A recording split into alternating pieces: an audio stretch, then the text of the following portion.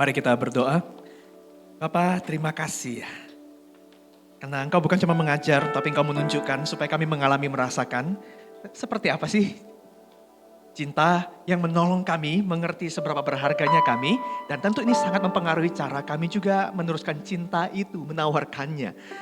Hari ini berbicaralah kepada kami mengenali sebuah rasa, bukan cuma rasa, tapi sebuah pemberian, aksi, tindakan, keputusan, cinta ini kepada kami. Ajarilah kami Tuhan dari firman-Mu, dari Yesus sendiri, Sang cinta sejati, Sang firman yang hidup. Kami berdoa mengucap syukur dalam nama Yesus Kristus, penebus kami yang hidup. Amin. Amin. Halo, shalom. Teman-teman Function ini sudah generasi baru ya, banyak wajah-wajah yang saya tidak terlalu familiar lagi. Mungkin ada yang graduates dari Shenzhen, tapi entahlah ini sepertinya banyak wajah-wajah. Karena saya juga jarang-jarang, bukan yang setahun frekuensinya sering banget ya. Jadi anyway, salam kenal buat teman-teman semua. Saya Hansun dan hari ini kita akan merenungkan firman Tuhan tentang, ya udah dikasih pengantar tadi ya. Hari kasih sayang tanggal 14, oke. Juga dikasih tahu sama penginjil Ivan ini sayang-sayangan soalnya mau Valentine katanya ya. Love is all around. Dan ayat pamungkas yang diberikan jadikan panduan buat kita juga hari ini dari 1 Korintus 13 ayat 1 sampai 13. Ini angka kalau buat orang Tionghoa atau budaya timur ini angka sial ya, 13. Ngomong tentang cinta dong. Cintanya banyak sialnya kah ini? Kita lihat ya. 1 Korintus 13 ayat 1 sampai 13. Silakan teman-teman buka.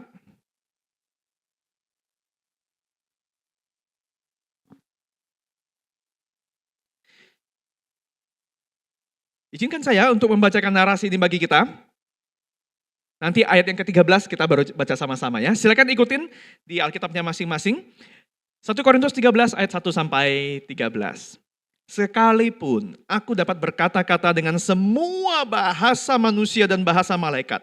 Tetapi jika aku tidak mempunyai kasih, aku sama dengan gong yang berkumandang dan canang yang gemerincing. Sekalipun aku mempunyai karunia untuk bernubuat dan aku mengetahui segala rahasia dan memiliki seluruh pengetahuan. Dan sekalipun aku memiliki iman yang sempurna untuk memindahkan gunung. Tetapi jika aku tidak mempunyai kasih, aku sama sekali tidak berguna. Dan sekalipun aku membagi-bagikan segala sesuatu yang ada padaku, bahkan menyerahkan tubuhku untuk dibakar. Tetapi jika aku tidak mempunyai kasih, sedikit pun tidak ada faedahnya bagiku. Kasih itu sabar, kasih itu murah hati. Ia tidak cemburu, ia tidak memegahkan diri dan tidak sombong. Ia tidak melakukan yang tidak sopan dan tidak mencari keuntungan diri sendiri. Ia tidak pemarah dan tidak menyimpan kesalahan orang lain. Ia tidak bersuka cita karena ketidakadilan, tetapi ia bersuka cita karena kebenaran. Ia menutupi segala sesuatu, percaya segala sesuatu, mengharapkan segala sesuatu, sabar menanggung segala sesuatu. Kasih tidak berkesudahan, nubuat akan berakhir, bahasa roh akan berhenti, pengetahuan akan lenyap, sebab pengetahuan kita tidak lengkap dan nubuat kita tidak sempurna. Tetapi jika yang sempurna tiba, maka yang tidak sempurna itu akan lenyap. Ketika aku kanak-kanak, aku berkata-kata seperti kanak-kanak. Aku merasa seperti kanak-kanak. Aku berpikir seperti kanak-kanak. Sekarang, sesudah aku menjadi dewasa, aku meninggalkan sifat kanak-kanak itu. Karena sekarang kita melihat dalam cermin suatu gambaran yang samar-samar. Tetapi nanti kita akan melihat muka dengan muka. Sekarang, aku hanya mengenal dengan tidak sempurna. Tetapi nanti aku akan mengenal dengan sempurna seperti aku sendiri dikenal. Sama-sama kita bacakan. Demikianlah tinggal ketiga hal ini, yaitu iman, pengharapan, dan kasih. Dan yang paling besar di antaranya ialah kasih. Oke, nanti sambil kita expose sedikit karena ayatnya panjang, waktunya singkat, jadi kita tidak eksposisi keseluruhan. Saya mau mulai dengan ngomong soal kasih ini, kita mesti ngakuin. Di dunia ini, waktu kita ngomong kasih, kita skeptis ya. Karena di dunia ini semuanya itu ada syarat dan ketentuan, ya kan? Nothing comes for free. Dan you get what you pay, nggak ada makan siang gratis kalau katanya, begitu ya. Walaupun sekarang pemerintah ngadain tuh ya. Ya yang makan gratis, tapi kan ada yang bayar supaya itu gratis ya kan, yaitu pajak-pajakmu. Nothing comes for free, jadi kalau sesuatu ada yang bagus dan dia gratis, wah kamu mesti skeptis nih, mulai bertanya nih ya, it's too good to be true.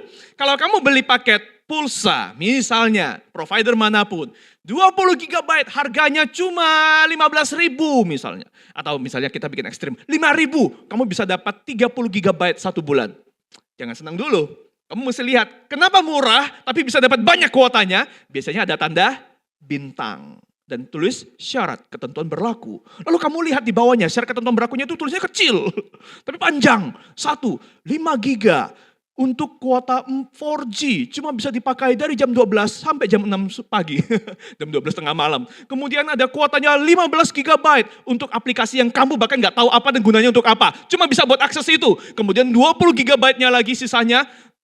Nah, nanti dibagi ada 2G, ada berapa. Yang jelas, yang kamu bisa pakai bebas ternyata cuma 1 GB. It's too good to be true kalau sampai ada produk bagus dan harganya murah. Karena kita udah tahu dunia ini penuh syarat dan ketentuan. You only get what you pay. Dan sekarang kalau HP ada yang murah juga kan ya. Kamu beli HP yang harga 2 juta, mereknya nggak usah sebut ya. Itu merek, saya pikir itu merek lokal Indonesia. Ternyata ya made in China juga, cuma brand lokal gitu ya.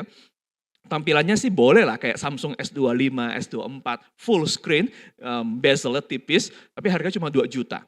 You know, kalau kamu sudah beli produk tampilannya bagus kayak HP high-end, harga cuma 2 juta, berarti ada yang dikorbankan dong. Dia nggak mungkin bisa niru plek seperti harga yang 20 juta.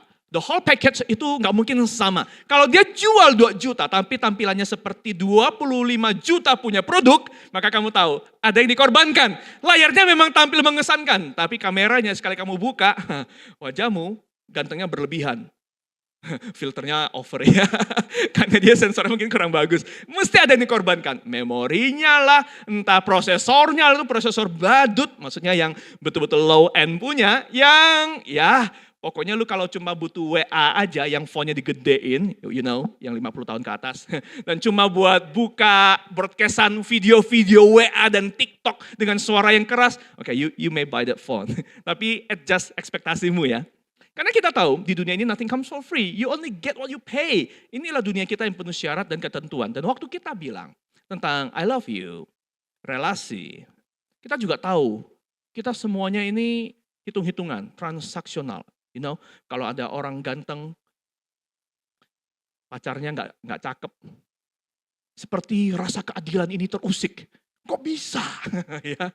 Dan kita menyalahkan yang biasanya yang kurang oke kok bisa dapat yang oke. You know, di dalam dunia ini hampir semua itu transaksional ya kan? Dan semua kita lakukan apapun, kita tahu kita lakukan itu untuk mendapatkan sesuatu. Waktu kita bilang I love you pun, tahu nggak waktu anak-anak muda ngomong I love you, what do you mean by I love you? Betul-betul dia yang kamu love? Atau sebenarnya kamu love something from her, something from him, yang itu sebenarnya tentang kamu. When I say I love you, mungkinkah ini actually it means I love how you make me feel. Dan apa yang bikin kamu membuatku merasa seperti yang aku rasakan? Ya karena kamu cantik, kamu cakep. Ya karena kamu care, ya karena kamu ngajak aku jalan-jalan keliling. Sementara di rumah aku bosen, aku dimarahin, aku pengen keluar dari neraka di rumahku. Dan kamu adalah, ya pangeranku. I love how you make me feel actually. Aku bukan mencintai kamu apa adanya kamu, aku mencintai apa yang kamu berikan yang membuat aku merasa aku suka itu. So ini basically adalah relasi yang transaksional juga. Kamu menetapkan standar dong, jadi waktu kamu misalnya love-nya mulai hilang karena apa? Kamu berubah. Dulu kamu begini, sekarang begini. Nah, you see, kamu bukan mencintai seseorang karena dia, kamu nggak tahu apa yang bikin dia berubah, kamu nggak care, kamu bukannya nanya, kamu biasanya nuntut kan ya. Kenapa kamu tidak membuat aku merasa seperti dulu di awal-awal kita memulai rasa ini, perjalanan ini bersama-sama. You see, this kind of love, waktu kamu mau bilang love, kamu boleh skeptis sih, bahwa tidak ada sih di dunia ini sesuatu yang gratis, yang kita bayar berapa, kita dapatnya lebih daripada yang kita bayar. Karena semuanya effort. Bahkan soal relasi, semuanya harus sepadan, hitung-hitungan. Nggak boleh terlalu jomplang. Yang terlalu jomplang itu cuma ada di serial Korea. Antara yang miskin, menikah sama anaknya Taipan.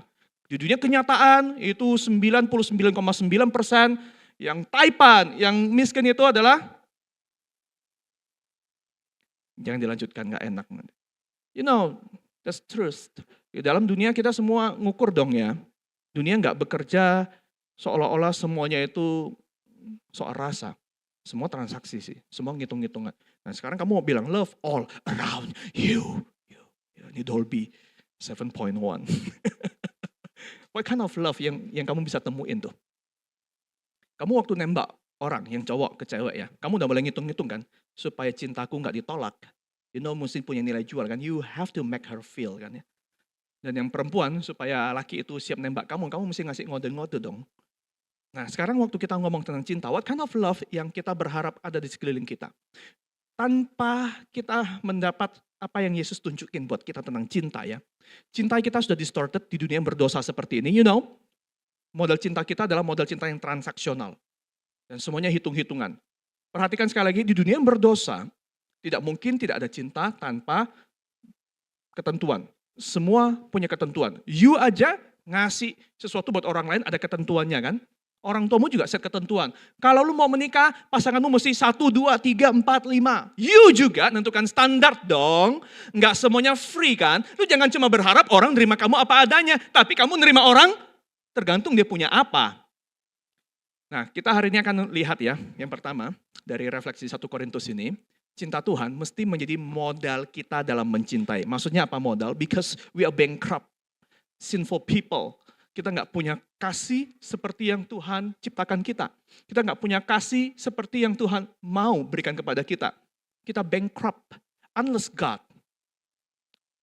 memberikan cintanya kembali buat kita. Jadi cinta Tuhan jadi modal kita dalam mencintai. Why? Karena sejak jatuh dalam dosa, kita semua adalah fakir cinta. Kita hidup penuh ketakutan, insecurity. Kita cari penerimaan dan penghargaan. Sehingga hidup yang dipenuhi oleh ketakutan, isinya apa? Nutupi kesalahan. Kita nggak mau kelihatan bersalah, kita nggak mau kelihatan buruk ya kan. Maka semakin kita punya keburukan, kita akan tutupin itu. Nggak ada ruang buat kesalahan itu diakui. Makanya kamu kalau berelasi sama orang pertama kali yang jelas adalah kamu nggak mau kelihatan buruk kan ya. Kita ingin kelihatan gue punya value apa nih, gue punya apa nih, gue datang naik apa. Aku pakainya gimana, aku punya prestasi apa, aku tinggalnya di mana. Aku punya teman berapa banyak. Apapun yang jadi kebanggaanmu yang membuatmu merasa berharga, kamu akan tonjolkan itu. Lihat, aku Mr. Popular. Lihat, aku adalah Miss. Kamu punya apa, kemampuan apa. Kamu akan spread itu. Dan kamu bisa tunjukin apapun yang kamu miliki. Mau penampilan fisik, mau popularitas di dunia maya maupun dunia yang real. Kamu punya prestasi apa, kita mesti tunjukin itu. Yang hidupnya kurang kasih sayang, akan cari perhatian. Orang yang hatinya kurang kasih sayang akan cari perhatian. Dan riset membuktikan, ya, dan juga pengalaman real saya melayani banyak kaum muda, biasanya mereka yang broken family, nggak punya figur ayah apalagi perempuan, itu akan gampang jatuh hati. Tujuannya apa? Mungkin bukan betul-betul butuh pasangan, tapi ingin menemukan rasa berharga dan rasa aman dan perlindungan. Maka nebar pesona berharap ada pria-pria yang naksir, yang nyantol, dan dia nggak betah kalau hidupnya itu jomblo terus. Dan perempuan-perempuan yang saya temukan ini youth ya, yang paling nggak betah untuk jadi single adalah mereka yang memang nggak punya figur papa yang karena kurang kasih sayang di keluarga. Jadi pelampiasannya nyari kasih sayang penerimaan di luar sana. Dan saya bukan ngomong ini cuma berlaku di perempuan ya, di laki-laki pun demikian. Keluarga yang kamu nggak dapetin kasih sayang dari kecil, kita crave for itu, kita seperti apa, craving itu ngidam, kita pengen, kita lapar, kita nyari itu, maka kita akan cari perhatian. Yang ketiga, orang yang kurang penghargaan ya akan terus cari pengakuan. Jadi kamu lihat ya, situasi kita adalah bankrupt people. Kita penuh ketakutan, kita kurang kasih sayang, kita kurang penghargaan, sehingga dengan situasi kayak begini, lu gimana? Kasih modal apa yang lu mau kasihin ke orang? Maka kita hidup dengan mitos hubungan romantis. Bahwa kalau aku punya pasangan, hidupku akan utuh, dan aku akan lebih bahagia. Mitos yang kedua adalah follow your heart. Follow your heart. Nggak boleh ada mendikte kamu. Kemanapun hatimu pengen, ya udah ikutin aja apa kata hatimu. Kata hatimu, kata hatimu, hatimu. Hatimu kan Dolby tadi. You know, Ini dari situasi bankrupt kayak begini, kalau karena dosa, dan kamu merasa hidupmu hampa, maka cara pelampiasannya adalah, aku akan cari, temukan pasangan, dan dengan ada pasangan hidupku klop. Karena separuh hatiku hilang, aku perlu cari. Padahal kamu cari di mana-mana ya, piecesnya. Ya. Seringkali pasangan nggak membuatmu utuh. Pasangan justru makin membuatmu breakdown. Why? Karena kalau kamu menyangka bahwa orang, pasangan, orang lain yang bisa melengkapi hidupmu, kita biasanya akan sangat jaga itu, kita posesif. Dalam ketakutan kita, hubungan kita akan jadi hubungan yang, sekali lagi ya, itu kan sangat ego, sangat diri sendiri, sangat self-oriented. Kamu nyari orang dan ketemu cocok misalnya, kamu kan jadi orang yang sangat posesif, super posesif. Atas nama cinta, kamu jagain dia. Sampai dibatasin, gak boleh ini, gak boleh itu. Itu bukan karena untuk kebaikan relasi. Memang waktu kamu berrelasi sudah harus ada set boundary ya. Yang mengatakan bahwa kita komit ya ke hubungan ini, berarti kita gak bebas sebebas-bebasnya lagi. Tapi kalau orang posesif, itu tandanya dia takutnya berlebihan. Atas nama trauma, atas nama kegagalan masa lalu, atas nama hatinya mencintai, maka kamu akan jalani hubungan yang super posesif. Dan itu gak growing sih. Gak bikin pasanganmu bertumbuh sih. Karena insecurity kita. Atas nama cinta kita bilang, iya kan aku cinta. Padahal kamu takut kan. Kamu takut kehilangan. Kamu gak punya trust, gak punya percaya. Dan ingat pasanganmu juga broken people. Dengan konteks yang berbeda-beda tiap orang. Tergantung kamu juga dari kecil dilahirkan dalam situasi yang seperti apa. But firman Tuhan berkata bahwa identitasmu itu pada Tuhan. Kamu berharga bukan karena siapa yang mencintai kamu di dunia ini. Melainkan karena Tuhan yang mengasihi kita. Unless kita terima ini, kita akan tetap bankrupt. Unless kita punya modal cinta ini dan kita terima dari Yesus, kita gak mungkin bisa mencintai dengan bebas, dengan berani.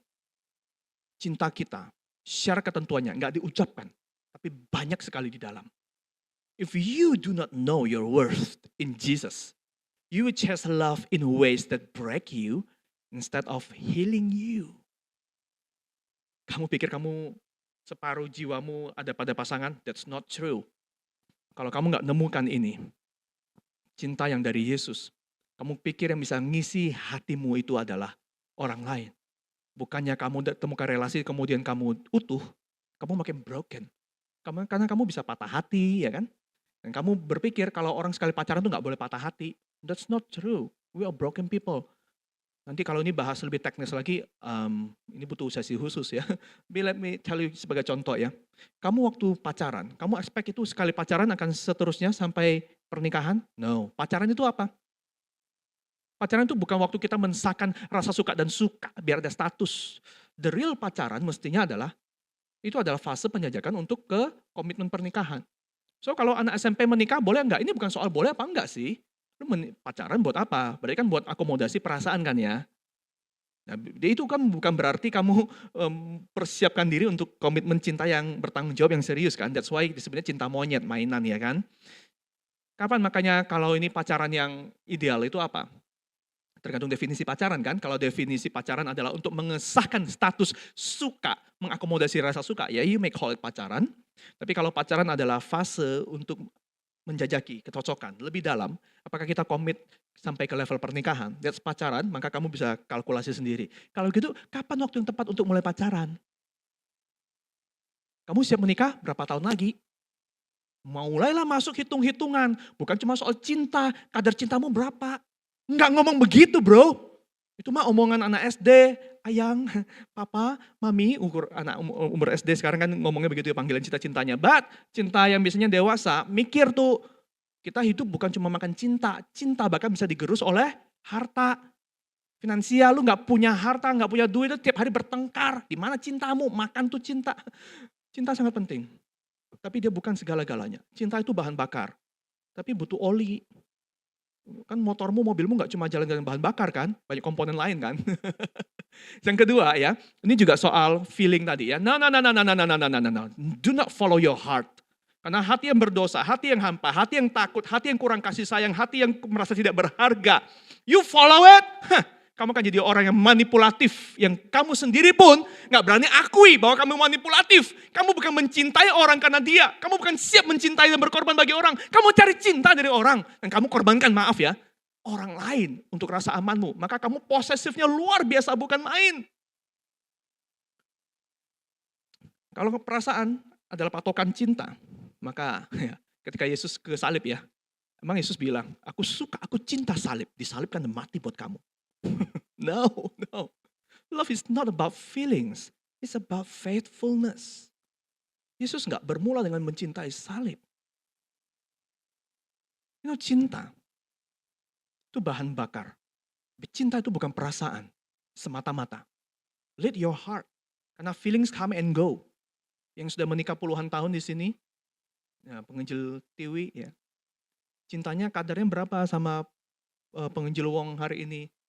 Kalau ngomong kadar cinta, kalau kamu cuma pikir perasaan, gak mungkin semenggebu-gebu waktu pertama kali pacaran. Tapi kalau cinta kamu the whole package, komitmennya, kedewasaannya, penerimaannya, I think it's much more than the first time mereka pertama kali berpacaran ya. Saya juga ngerasain itu, kalau tanya soal perasaan berapi-apinya, wah kalau misalnya standar pertama 10, sekarang ya mungkin 6,5, 7. Gak seberapi-api itu, tapi we live bukan dengan api perasaan semata-mata ya. So lead your heart, jangan follow your heart. Lead your heart yang berdosa itu dengan apa? Dengan kesadaran dan dengan keputusan. And then your heart will follow through. Apa yang harus diubah dari dirinya. Oke. Saya mau kasih sebuah contoh begini ya. Seorang pertama, ini penulis ya, panggil saja Jones ya, singkatnya deh ya. Jones ini di Amerika, orang Amerika itu biasa punya kebiasaan itu ngadopsi anak ya. Walaupun mereka udah punya anak, ini out of perasaan mereka punya kemampuan, mereka mesti nolong orang ya. Jadi mereka mengadopsi seorang putri umur 8 tahun, tapi ternyata anak perempuan ini sudah punya histori, pernah diadopsi oleh keluarga sebelumnya. Dan keluarga sebelumnya itu meninggalkan bekas trauma. Jadi dia nemukan anak putrinya ini yang umur 8 tahun ini suka banget dengan segala sesuatu yang berbau Disney.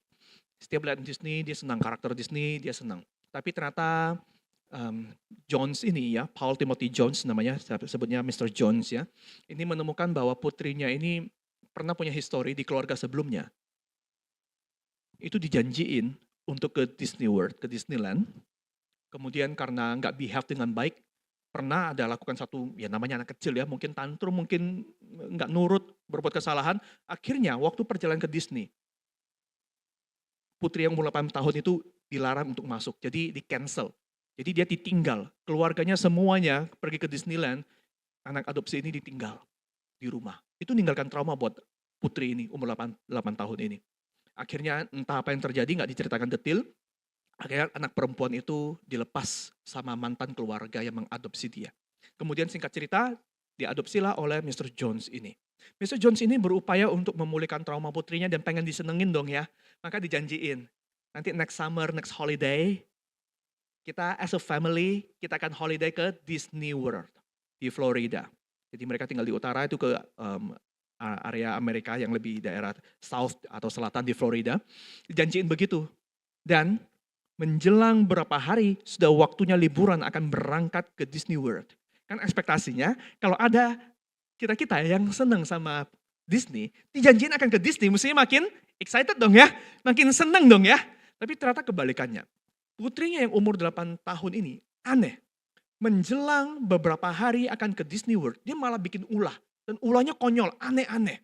Yang pertama, dia bisa tiba-tiba nyolong makanan dari kulkas. Padahal ya selama ini makan aja, kenapa harus mencuri? Kemudian pakai berbohong lagi. Udah mulai kelihatan ulahnya. Yang kedua, sengaja nyakitin saudara tirinya. Jadi kan dia anak adopsi, dia kan juga punya anak biologis ya. Jadi saudara tiri ya. Dan sengaja ngomongin hal-hal yang dia tahu itu sensitif buat saudaranya. Tapi sengaja memilih diksi atau kata itu untuk nyakitin. Dan yang ketiga, ulah-ulah yang aneh-aneh, entah tantrum, entah kata-kata yang kasar itu diucapkan oleh putrinya. Sampai bingung ini si Mr. Jones. Ada apa dengan anak ini? Akhirnya dipanggil dong ya, ini besok udah mau ke kurang sehari atau 2 hari akan ke Disney World. Akhirnya dipanggil dan dipangku putrinya ini, tanya kenapa, kamu kenapa lakukan ini? Kenapa kamu kelakuannya seperti ini, behaviornya? Dan tahu anak itu, baru dipangku, baru ditanyain kenapa, si anak itu marah balik. Aku tahu papa akan ngomong apa. Aku tahu papa pasti akan bilang, aku gak boleh ikut ke Disney World kan?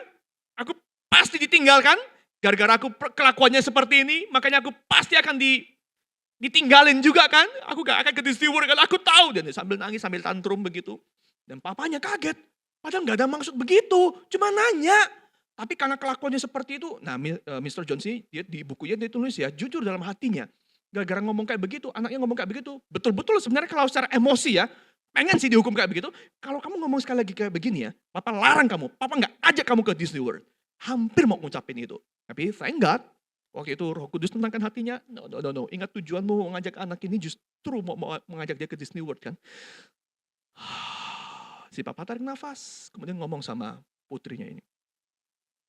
Papa tanya, papa janjiin kamu, kita akan ke Disney World sebagai apa? Sebagai satu keluarga bukan?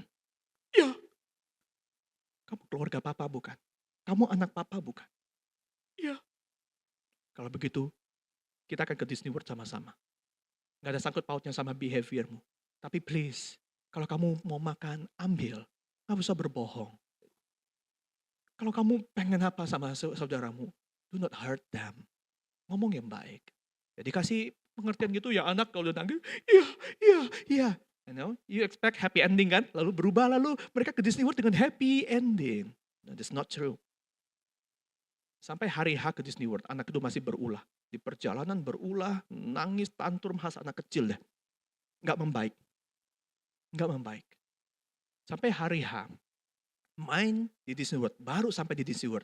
Nah, barulah ya vibe-nya anak-anak ya, happy ya, orang tuanya bayar duit ekstra, kan mahal-mahal banget ya. Dan setelah sepanjang hari bermain, malam itu mereka juga nginep di Disney Resort itu yang mahal itu ya. Kemudian malam itu sebelum tidur, si putrinya, mereka biasanya doa barengnya, si putrinya ngomong sama dedinya begini, "Daddy, now I know. Ini, I got to go to Disney World. Not because I am good, but because I am yours. Sekarang aku tahu papa. Aku ini papa ajak ke Disney World. Bukan karena aku anak baik. Tapi karena aku anak papa." Traumanya dia adalah bikin dia bankrupt ya. Dia tahu bahwa aku disayang, aku hanya boleh ke Disney World, itu tergantung perilakuku. Dan traumanya itu somehow, itu justru triggering dia, memicu dia justru untuk melakukan perilaku buruk supaya apa, dia punya excuse untuk mengasihani diri. Kalau aku sampai nggak ke Disney World itu memang karena aku nggak layak. Ada yang pernah ngerasain di sini? Tahu ya, waktu kita terluka, kita malah melakukan apa yang kita tahu harusnya nggak boleh kita lakukan, tapi kita lakukan. Perasaan apa itu? Dosa justru ternyata menarik kita untuk melakukan apapun yang justru hati kita hampa dan kita mesti nggak lakukan itu. Dan ini adalah cerita Injil. Cerita kabar baik tentang apa yang Yesus lakukan buat saudara dan saya. You mendapat cinta Tuhan. Bahkan mendapat tempat di hati Tuhan, di surga. Yesus membawa surga buat kamu. Bukan karena kamu baik. Bukan karena kamu behave. Bukan karena kamu punya sesuatu untuk ditawarkan, dibanggakan. Tapi karena kamu anaknya Tuhan. Dan kamu tahu cara Tuhan membuat kamu jadi anaknya? Dengan perjanjian yang sangat mahal. Dan Tuhan setia pada perjanjiannya. Dan dia memberikan putranya, Yesus. Bukan because you are good enough. Bukan karena kamu easy to be loved. We are... Kita ini adalah jahanam-jahanam yang gak pantas disayangi sih. Kita nuntut Tuhan seolah-olah kita punya nilai jual tinggi. Dan mungkin kalau ikuti emosi papa-papa di dunia, sekali lagi, pak, neraka sana. Sekali lagi, beneran gak ke surga kamu. Oh, thank God. Ini namanya the grace of belonging. Kita dicintai karena kita milik Tuhan, bukan karena kita membuktikan bahwa kita layak, kita transaksional ya. Dan makanya inilah penebusan Yesus adalah modal kita untuk mengasihi dengan bebas dan berani seperti Kristus. Dan hati yang aman, only if this happens. Kamu boleh jadi orang yang gak punya cukup kasih sayang di keluarga. Kamu bisa jadi dari broken family. Kamu bisa, di luar keluargamu bukan broken dalam pengertian gak ada papa atau gak ada mama. Tapi ekspektasi, tuntutan orang tua yang membuat kamu merasa kamu dibanding-bandingkan.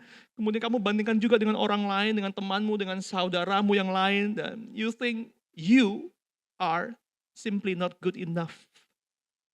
Hatimu nggak aman. Sebelum kita ngomong ke hal-hal praktis setelah ini, this is the principle. Kita nggak mungkin bisa mencintai dengan bebas dan berani kalau kita nggak punya modal apa yang sudah Yesus berikan buat kamu. So ini bukan basa-basi tentang Yesus ya. Open your heart dan terimalah Yesus. And let Him change how we love. Yang kedua, cinta Tuhan makanya menjadi model kita dalam mencintai. Saya terpaksa harus milih beberapa bagian saja dari 1 Korintus 13 ini, karena memang banyak sekali contoh yang diberikan. Tapi cinta yang digambarkan dalam 1 Korintus ini bukan bicara soal nilai jual kan, talenta, bahasa malaikat bahkan membakar diri seolah-olah kamu, lihat demi kamu aku mati. No, orang membakar dirinya kalau tidak untuk cinta, tapi untuk membuktikan dirinya punya kemampuan, punya keberanian. That's not love, nggak ada faedahnya buat orang lain. Memangnya kalau kamu bakar dirimu, ada gunanya buat saya? Bakar aja, mati aja. So what gitu loh. You're proving yourself, berani mati begitu? No. Apa artinya Yesus mati? Memang Yesus pemberani? Nggak ada hubungannya. Kasih itu bukan soal apa yang berani kamu lakukan. Kasih adalah soal apa yang orang lain rasakan akibat apa yang kamu lakukan. Maka kasih itu tidak cemburu. Kamu cemburu nggak? Kita cemburu dong. Nggak mungkin nggak cemburu kan kalau kamu betul-betul mengasihi kan. Tapi apa maksudnya kasih itu tidak cemburu? Karena cemburu itu bicara tentang insecurity-mu. Kamu nggak takut lagi kehilangan kasih. Karena kamu sudah menemukan itu. Cinta Tuhan itu jadi model kita dalam mencintai semua contoh-contoh yang disebutkan. Tapi saya milih untuk elaborasi ayat yang terakhir ini. Demikianlah tinggal ketiga hal ini. Baca sama-sama yuk.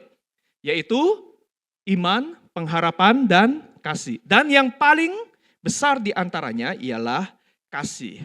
Pencarian terbesar dalam hidupmu dan hidupku adalah menghidupi cinta sejati. Bukan soal perilaku, pembuktian diri. Maka kalau begitu jangan hanya fokus mencari seseorang untuk mencintaimu.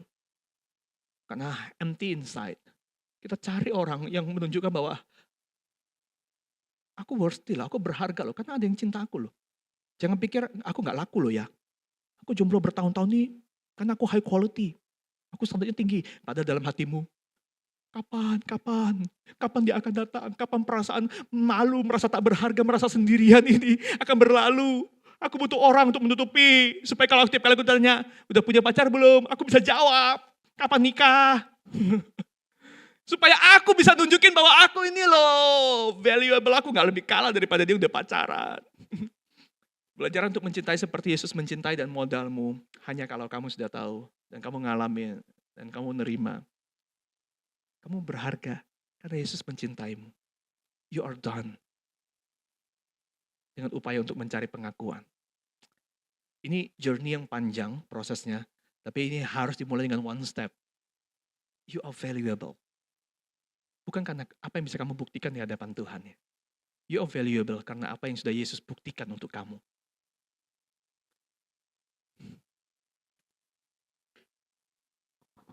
Saya tahun lalu waktu wisuda studi leadership S3 di Amerika ini, seorang Korea bernama Hwa Jin Kim bersama istrinya ya.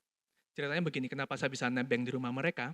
Jadi waktu itu ya karena saya beasiswa dan beasiswa itu nggak cover soal akomodasi saya waktu berangkat ke Amerika untuk wisuda ya.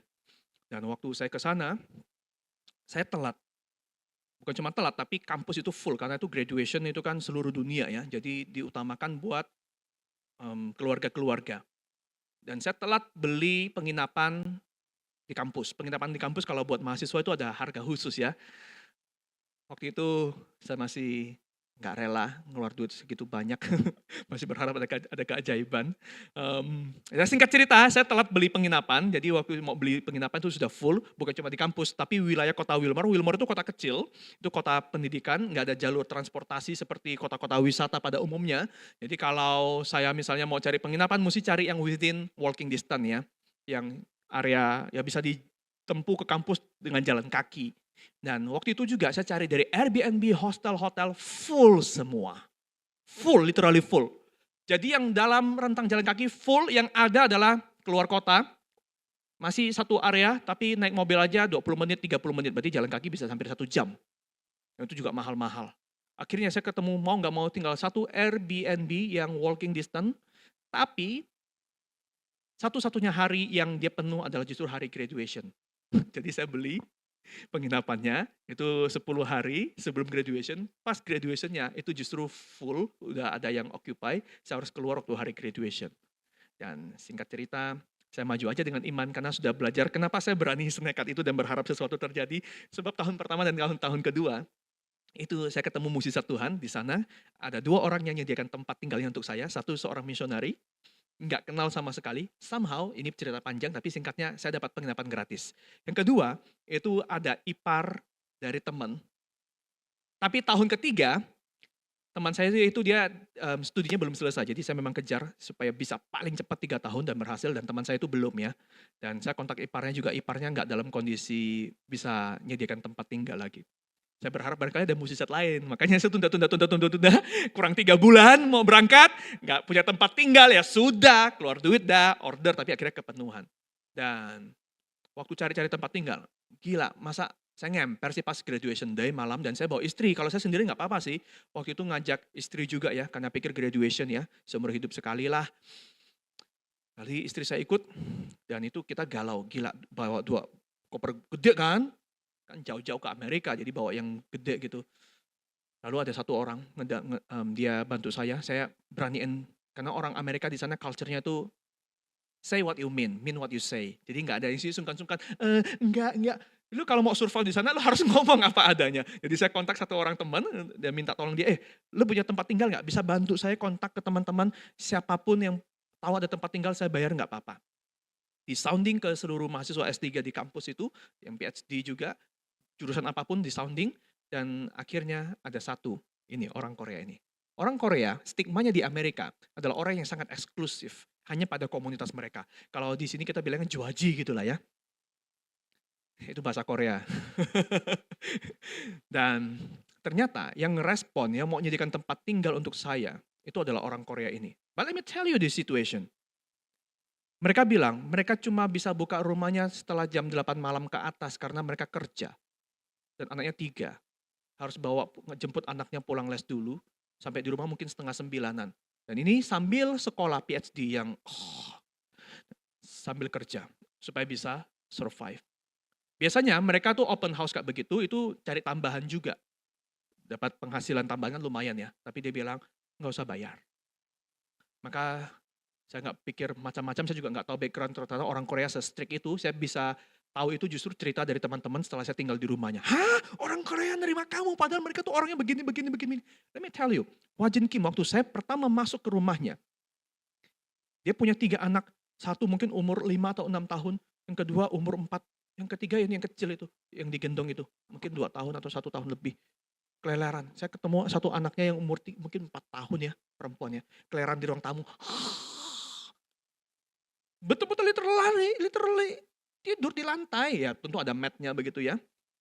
Anak yang gede itu baru jemput pulang les dan mereka masih berantakan rumahnya. Mereka waktu nyambut kami, we are so sorry, it's kind of messy. Tapi begitu masuk pertama mereka nggak basa-basi dong ya, mungkin udah kebiasaan culture Amerika. Kamu mau naik ke kamar dulu atau mau fellowship dulu? Diajak fellowship bro, tengah malam. Tapi tenang, fellowshipnya bukan kayak kita nyanyi 2 lagu. Bukan, fellowship masih untuk ngobrol, untuk cerita apa yang terjadi, kenalan. Nah kami bilang, oke, kami naik dulu, kemudian kami turun. Waktu turun lihat situasi rumahnya, gila, berantakan, kacau. Dan mereka masih bingung mau menyediakan makanan lagi. Bilang no, it's more than enough please. Dan mereka, ya namanya masih orang Korea, orang Timur ya, servisnya macam-macam. Dan cerita punya cerita, saya dapat, dan tadi saya sempat tampilkan videonya ya, di tengah cerita lagi serius, anaknya yang kecil datang. Jadi sangat gak ideal, let me tell you. Situasi mereka adalah situasi yang paling tidak ideal. Untuk menerima tamu orang asing, gak cuan pula. Hidup mereka udah cukup ribet. Sekolah itu pusing setengah mati, duit kurang sampai harus kerja, anak 3 kecil-kecil keleleran, jemputin les lagi, dan tiba-tiba ada orang asing, siapa yang punya tempat tinggal boleh open gak? Lu kalau butuh duit, lu open sih untuk dapetin duit.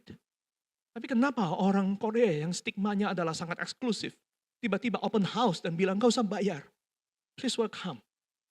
Dan tanya, mau fellowship gak? Dan kalau kamu orang introvert, apa yang kamu lakukan? Oh, masuk aja kamarmu di sana, sudah. Dan yang dikorbankan adalah kamar anaknya untuk kami tinggalin. Come on. Saya nggak habis pikir, saya orang asing di Amerika, nggak punya siapapun. How come Tuhan memakai orang seperti ini? Yang saya tahu, di dunia yang dimana kita nggak punya relasi, semuanya itu transaksi. Unless semakin relasimu kuat, semakin nggak ada transaksi kan ya, semakin kamu berani berkorban kan ya. But how come this family bisa nggak ada transaksi sama sekali? Malah menyediakan diri. Kalau mereka ini bukan wajahnya Yesus, utusan siapa, saya nggak tahu. Dan mereka ngajak fellowship itu cerita, bagaimana kamu bisa sampai di sini, bagaimana Tuhan mau menuntun kamu. Dan mereka juga sharing pergumulan mereka, panggilan mereka. Oh man, this is what we call love. Love around. Ya itu juga timer saya. So saya mau tutup dengan ngomong begini. Only when you have learned to love God more than your earthly dearest. Hanya kalau kamu sudah belajar menerima cinta Tuhan dan mengasihi Tuhan, mencintai Tuhan, lebih bahkan siapapun yang kamu cintai di dunia ini. Barulah kamu bisa mencintai siapapun yang kamu cintai. Calon pacarmu, pasanganmu. Itu lebih daripada yang kamu lakukan sekarang. Bukan posesif karena ketakutan. Kamu set boundary untuk melindungi, untuk menumbuhkan. Bukan karena kamu takut kehilangan semata-mata. Kamu akan berbicara banyak hal, kamu akan berelasi dengan sehat, bukan bergerak dari ego. The true love, orang yang bisa mencintai dengan dewasa adalah orang yang sudah selesai dengan rasa aman dirinya. Dan justru berpikir untuk mengasihi orang yang kamu bilang I love you itu. Tapi kalau kamu masih menuntut banyak hal, maka most likely dalam diri kita masih banyak hal yang perlu dibereskan di hadapan Tuhan. Inilah yang 1 Korintus 13 sering jabarkan banyak sekali soal bahasa roh, soal contoh-contohnya tadi ya. Itu intinya mau ngomong apa? Waktu kamu kanak-kanak ya kamu pikir cuma dirimu sendiri kan ya. Sekarang kamu udah dewasa. Kamu gak berlaku seperti kanak-kanak lagi. Orang dewasa bedanya sama kanak-kanak apa? Bukan usia. Maka kalau ada orang yang sudah berusia, tapi egois, kita sebut kayak anak kecil. Kenapa? Anak kecil hanya mikirkan dirinya. Bukan kasihnya gak tulus loh ya. Anak kecil sangat mencintai papa mamanya. Tapi cintanya itu disudut hanya untuk dirinya sendiri. Kapan kamu disebut dewasa? Waktu kamu mikirin orang lain. Kapan kamu siap untuk punya anak? Waktu kamu siap ribet untuk anak. Kalau kamu punya anak, dan kamu masih ngomel, aduh masa mudaku direnggut oleh usia anak. No. Waktu kamu terima anak, dan kamu udah tahu kamu masuk masa musim hidup, kamu gak punya waktu pribadi bersama jalan-jalan berdua sama suami. Enaknya, aduhainya, kamu akan masuk musim di mana kamu terus memberi diri, berkorban, memberi diri. Itu disebut dewasa. Dewasa itu milik orang yang sudah menerima cinta terlebih dahulu. Baru bisa belajar untuk mencintai, seperti Tuhan mencintai. Hanya jika kamu terima cinta Tuhan, itu jadi modal kita. Dan Yesus akan jadi model kita. Mencintai, bahkan pasangan kita. Apapun yang Tuhan sediakan buat kita. Dengan cara-cara yang lebih indah. Daripada sebelum kita menerima Tuhan dan hati kita masih kosong. Selamat menjajaki, menjalani journey ini. Yesuslah model dan model cinta kita. Love of Jesus is around. Dolby biar di mana-mana kan ya. Yuk kita tutup dalam doa. Bapa, dalam bulan cinta kasih sayang ini, ajar kami untuk melihat kepada cinta Yesus, the true Valentine. Supaya apa yang kami terima dari Yesus, ia mengisi rasa takut, kekosongan, rasa tak berharga, kurangnya kasih sayang. Itu menjadi modal kami untuk belajar modelnya Tuhan Yesus dalam mencintai sesama. Terutama juga orang-orang yang kami punya rasa. Dan ingatkan kami bahwa kami mencinta, bukan karena kami merasa kurang. Kami sudah terima itu dari Yesus, sehingga waktu kami mencinta, biar itu cinta yang sehat, karena kami juga berpikir tentang orang, pasangan kami, orang lain, ingin menumbuhkan. Membawa kepada Yesus. Berikan kepada kami kepekaan tentang red flags yang harus kami perhatikan bukan cuma dari calon pasangan tapi juga dari diri kami sendiri. Karena cinta ini bukan tentang perasaan, tapi tentang apakah Yesus semakin dinyatakan dan dimuliakan lewat perasaan kami, lewat keputusan kami, dan lewat relasi yang kami jalin ini. Dalam nama Yesus Kristus, cinta sejati kami, penebus kami yang hidup, kami berdoa mengucap syukur. Amin. God bless you.